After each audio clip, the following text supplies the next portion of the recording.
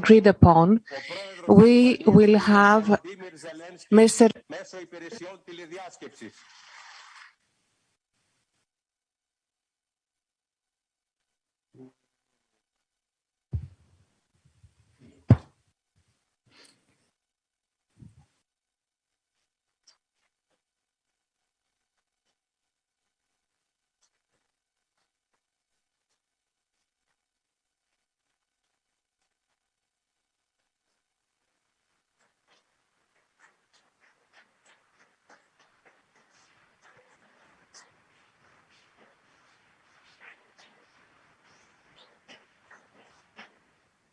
Εξοχότατε κύριε Πρόεδρε της Ουκρανίας.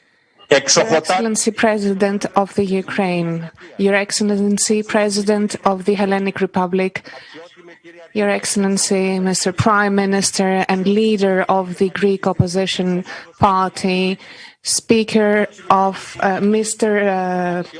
Ambassador of the French Embassy, Mr. Ambassador of the Ukrainian Embassy, Your Excellency, Dean of the Diplomatic Corps in Greece, and dear representative of the French presidency in Greece. As regards today's procedure, I would like to inform you that we will be working with translation with the Ukrainian language, the English language, and the Greek language. There will be a pathway in between the Greek and the Ukrainian language and vice versa, going through English, and this will cause a slight delay in time. There will be a transmission, a broadcast at Web TV 1 in Greek, Web TV 2 in Ukrainian, Web TV 3 in English. The broadcast will be live. Dear President of Ukraine, it is a great honor for me, and with sincere feelings of solidarity, we welcome you today to the Hellenic Parliament. Today's historically important plenary session, in the presence of the President of the Hellenic Republic, is dedicated to the struggling Ukrainian people defending themselves, whom you are the democratic leader. Fighting heroically and defending yourselves in an exemplary way against the barbaric and unprovoked Russian invasion, which for 43 horrible days now has been becoming increasingly more inhumane. Dear President, from the very first moment, Greece has strongly condemned Russia's attack against Ukraine and has reiterated its firm support for Ukraine's sovereignty and territorial integrity, as well as its right to self-defense. At the same time, we have been sending defense and humanitarian aid, and we are participating in establishing humanitarian corridors. Furthermore, I wish to see further European assistance, and solidarity towards your country is strong. Already, the Greek Prime Minister has announced that we will undertake to rebuild the bombed maternity hospital of Mariupol. We are connected by unique historical ties. Hellenism has been present in the Black Sea region since antiquity, and the Greek community of Ukraine is concentrated mainly in beleaguered Mariupol. It has been severely tasted by the Russian bombings and mourns victims. You said yourself recently at the UN and the Spanish Parliament that the power of the UN Charter must be restored immediately and that Russia must respect international law. Greece and Hellenism, with which you have been communicated all day today in Athens and in Cyprus, has for at least 5 decades now been claiming the very same things, both for reasons of inviolable principles and for reasons of defending our national rights. The northern part of Cyprus has since 1974 been under Turkish occupation. Your Excellency, President of the Ukraine, April is the cruelest month. And this verse is confirmed by the horrifying scenes of Russian atrocities against your civilian compatriots. Fate has made it so that you not only lead your country in this difficult time, in your person, freedom is confronting its enemies. And Greece, which 200 years ago declared and won the war for its own freedom, and where precisely 81 years ago today, as of this day, in the trenches of Macedonia in northern Greece, heroically resisted against the powerful hordes of the Third Reich, this very Greece, Greece itself, here today in its national delegation, welcomes you and stands honestly by your side until the final victory.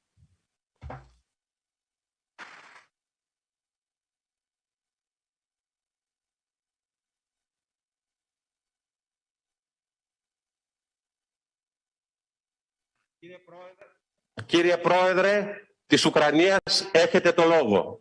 Mr. President of the Ukraine, you have the floor.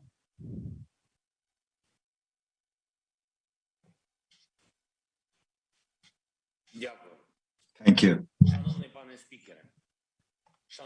Your Excellency, Madam Speaker, Your Excellency, Madam President, Your Excellency, Prime Minister, honorable members of the Hellenic Parliament, people of Greece, Kalimera. For more than a month now, every morning, I start with Mariupol, with information on what is happening in this Ukrainian city, which the Russian troops are destroying. This has not been in the case of European history during all the years after World War II. We have never seen a city being reduced to ashes, completely flattened. The city being completely under the siege. Its residents are killed by hunger and thirst. It used to be a city of 500,000 of population. There are still about 100,000 people still left in the city, but there is virtually no building left undamaged. The absolute majority of buildings have been utterly destroyed. The Russian military were destroying everything. There were bombing hospitals, maternity hospital, residential buildings have been gutted. They even bombed the city theater in which civilians were hiding from the bombs. And the word children was painted on the ground next to the building. Everyone could see that. Those are the words that the Russian pilots could see very well, and still they did not stop from delivering the air strike. Mariupol is almost destroyed, and I'm sure that each of you has already seen by now how the city looks today after the Russian Federation had approached the city. What desolation! That is what Russia has done to our peaceful Mariupol, but also to your peaceful Mariupol. This city has always been home to a large Greek community. Ukrainian Greek community is one of the largest in the world.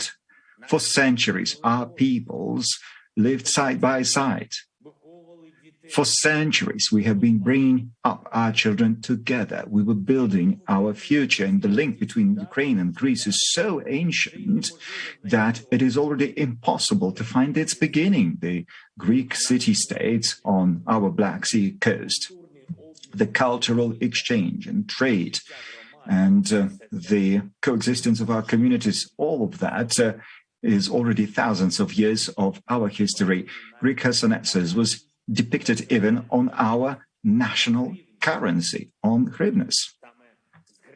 It is with Greece that we connect the the development of Christianity, not only in our country, but in our region as a whole. And Ukraine is one of the largest Orthodox countries, and the light of baptism was brought by the Greeks. And if someone tried to break the Greek roots in Ukrainian history and culture, we would lose. That means that we would lose a fundamental part of ourselves, just as for you, as this, in fact, very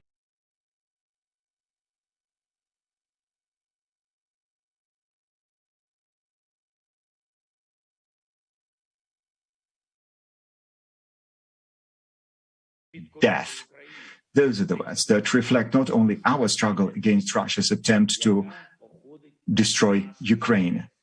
This is part of your identity, which comes from our Odessa, and another southern city of Ukraine, which Russia can try to destroy, as well as they have done it to Mariupol. When your foreign minister was last week in Odessa, the city was experiencing the consequences of Russian shelling.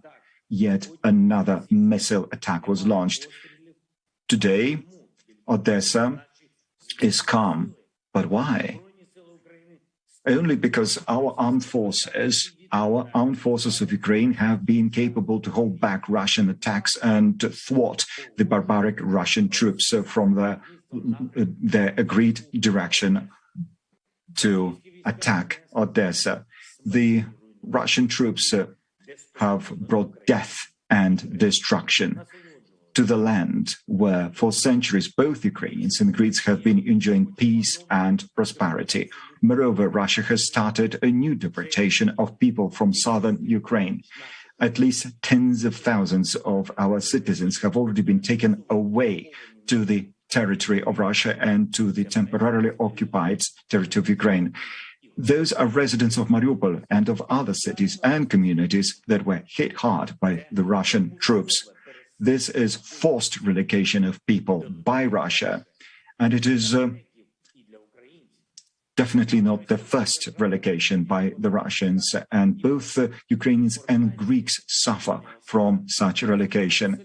But the Russian state is doing it now as if the deportation was not to be the last one. Russia is absolutely confident in its invincibility and that they could do whatever they want without going unpunished. We have to stop it.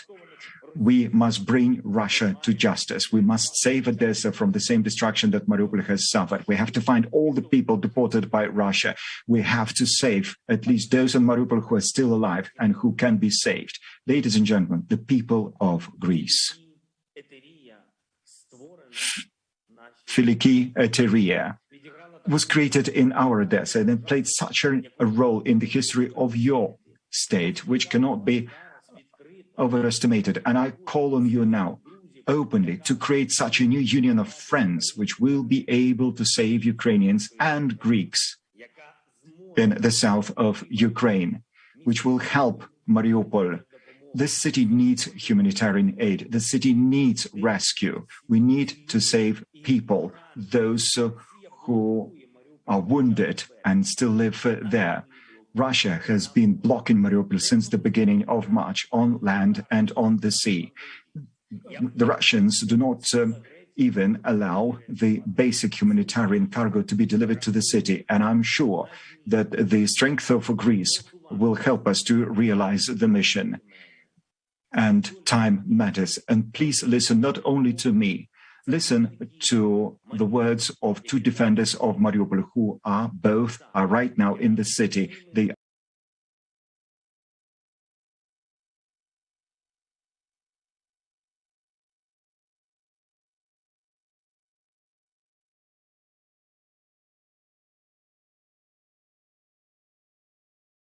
had to wear the mask so as not to show his face, because his parents are in one of the towns that is already occupied by the Russians. I do hope you will understand.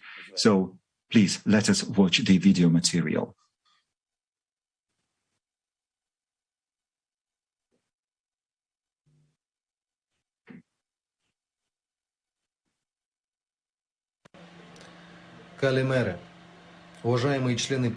Distinguished members of parliament of the Greek Republic, I'm speaking to you. I'm an ethnic Greek. My name is Mikhail. My grandfather, Victor, was at war with the Nazis in the Second World War. He was 3 times wounded, and now I am at war with the Russian Nazis. I am one of those people who is defending our native city of Mariupol, where I was born, where I was raised, as a member of the Azov regiment. Do I need to tell you about the details of this struggle against the enemy? I don't think it's worth it. This is my duty as a man, as a citizen. But there's one thing that I have to say. It's the catastrophic, inhumane conditions in which the civilians of my city now find themselves. As you know, Mariupol is a part of Greece in Ukraine, in the sense of its cultural origins and ethnic origins. You have always helped the city, and it is thanks to you that it flourished. And today, the city has been 90% ruined by the Russian occupiers. As of the 1st of March, we have been cut off from the outside world. There is no water, no food, no medication in the city. What we have in the city is a humanitarian catastrophe. The enemy is bombing peaceful neighborhoods. They are constantly shelling us. They're conducting strikes, airstrikes from the sea. People are dying in their thousands. There's no one to bury them. And these are the bodies of ethnic Greeks as well. Do you understand?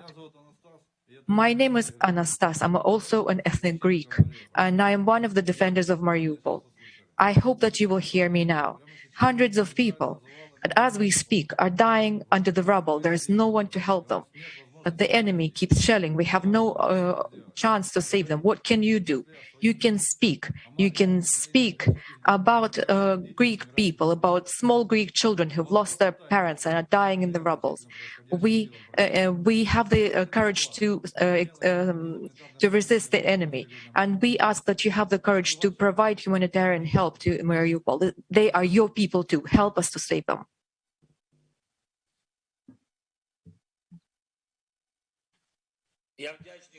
I am grateful to Greece for the humanitarian and defense support given to Ukraine. I'm very grateful for the sanctions that have been imposed by the democratic world, but the war goes on. The city of Mariupol is being destroyed. You have just listened to 2 heroes. The deportation of people from the territories occupied by the Russian troops continues. I urge you to use your influence and to use your opportunities as a member of the European Union to organize the salvation of Mariupol. I urge you to do more so that Russia started seeking peace and refused even from the dream of subduing Ukraine. Because this war which Russia unleashed against us is in fact the war against what has been created both by Ukrainians and Greeks so long ago. What will remain after the Russian artillery and which is at threat? And we cannot say that Mariupol would be a new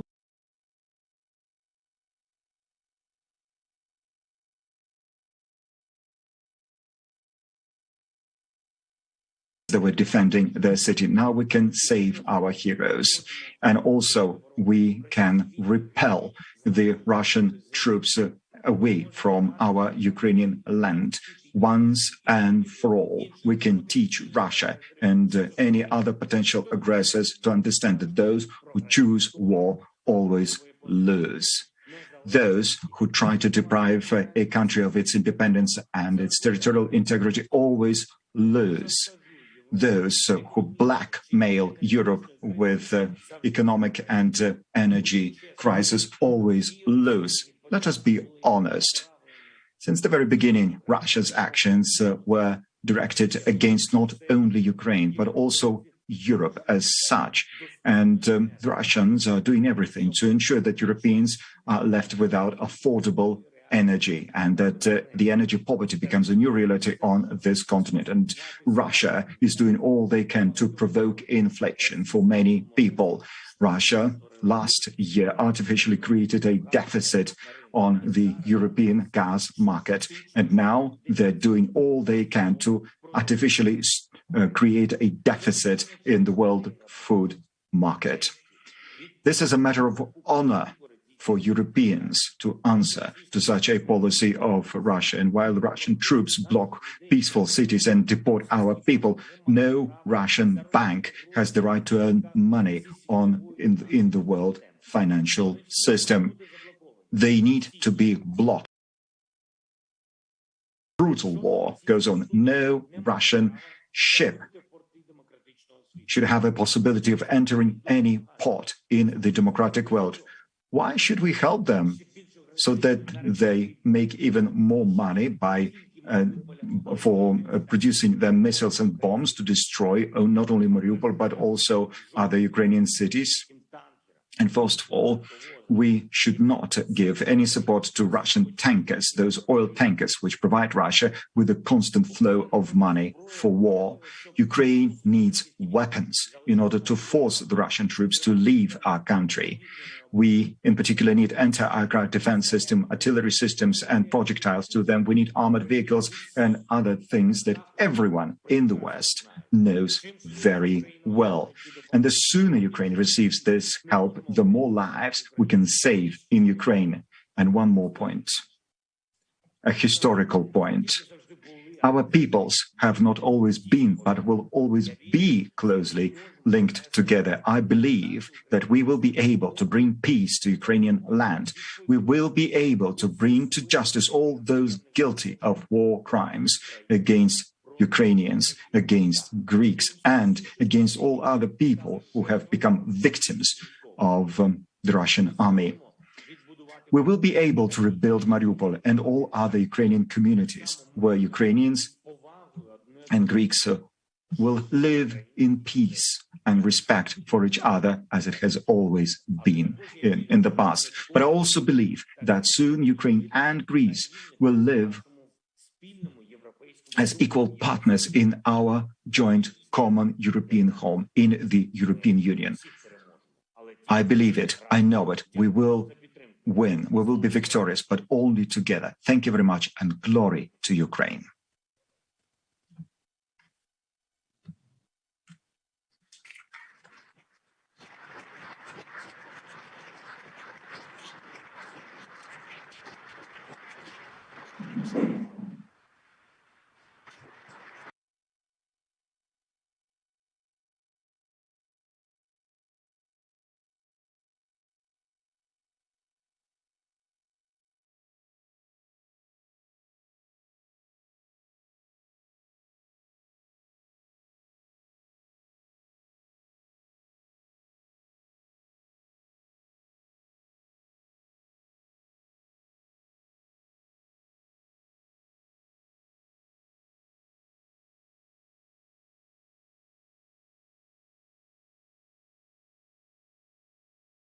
Intervention and address to the Hellenic Parliament and via the Hellenic Parliament to the Greek people.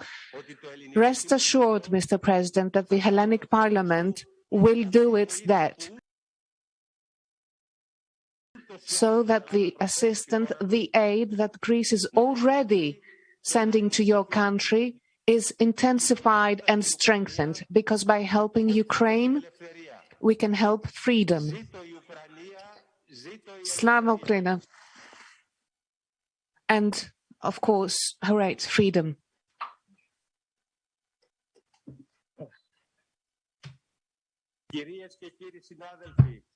Ladies and gentlemen, dear colleagues, do you accept that we adjourn this meeting? There is a consensus, so we are adjourning this meeting, and we will take again the floor tomorrow in order to discuss parliamentary issues of high importance. Thank you.